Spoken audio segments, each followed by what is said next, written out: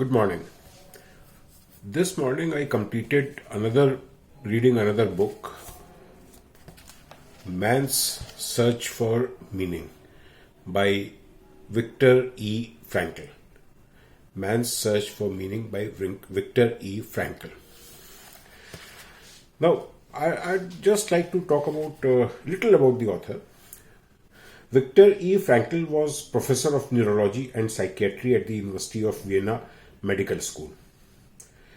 He founded what now is known as the Third Viennese School of Psychotherapy after Freud's psychoanalysis and Adler's individual psychology, the School of Logotherapy. I'll touch upon what is logotherapy a little later. Now, Dr. Frankl was born in 1905 in Austria, and it was in 1945 before Vienna had been taken over, or had been overrun by Hitler, and so that was the time. The book is divided into three parts. The first part is his own experiences. It's titled as Experiences in a Concentration Camp, and these are his experiences in a concentration camp.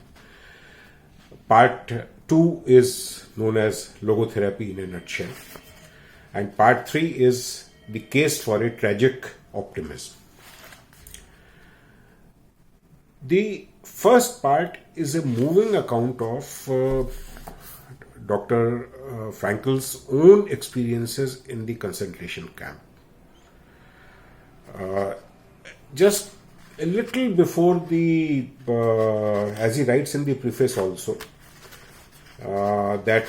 just a little before, sometime in 1945, shortly before the United States entered World War II, he had received an invitation to go to the American consulate and in Vienna and to pick up his immigration visa. His old parents were obviously very happy because they felt that their son would be permitted to leave Austria, and at least he would survive whatever atrocities were being committed. Now he was in a dilemma that should he leave his old parents there, where sooner or later they would be sent to a concentration camp, or maybe to even an extermination camp, or as a child with a responsibility towards his parents, should he stay back. He noticed a piece of marble lying on a table at home, and he asked his father about it. His father told him that the National Socialists had burnt down the largest Viennese synagogue, and this piece he had found there, and he had brought the piece home because it was a part of the tablets on which the 10 Commandments were inscribed. So he asked his father, which commandment was it on this tablet? He answered, the father answered, "Honor thy father and thy mother, that thy days may be long upon the land." And that made up his mind. He decided to stay back. He was taken to the concentration camps. None of his family survived. His wife, his parents, except his sister. And in those experiences in the concentration camp, he searched for and he found a meaning for life. There were times when it was so easy to give up. Like many inmates, many Jews there, they gave up. But he realized, and that's where he also helped many of the inmates, many of the people whom he met there, that they should search for a meaning to their life. Whether their life still is worth living in spite of all the torture and everything that is going on. There were suicidal tendencies also. And he has described events where, one event particularly, he says that, there was a power shutdown. There were good people also. There were bad people, the wardens, etc. They were good people also. There were bad people also. And they were in a hut.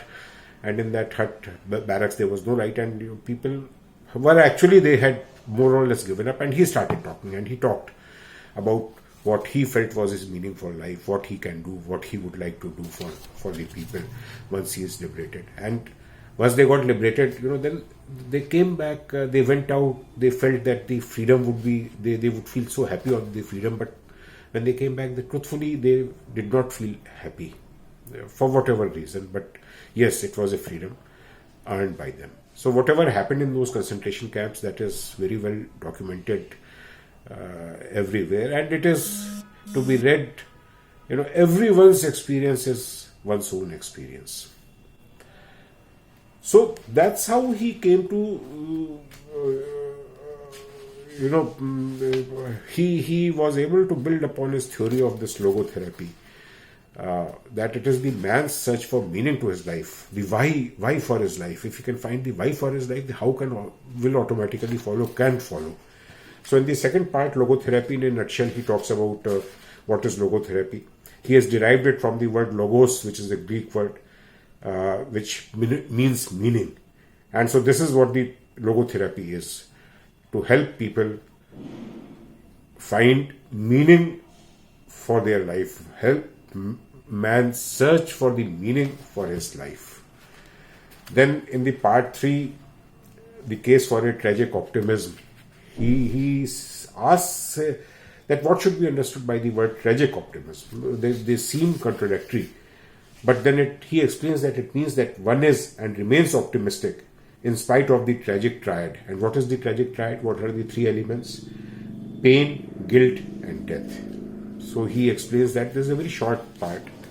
The book is good, but it is disturbing. So when you read about the experiences in the concentration camp, it disturbs you that just about 75 years earlier, this is what man had to face. And it will be good for the students of psychiatry or the human mental health, a little heavy for a layman, but still worth a reading.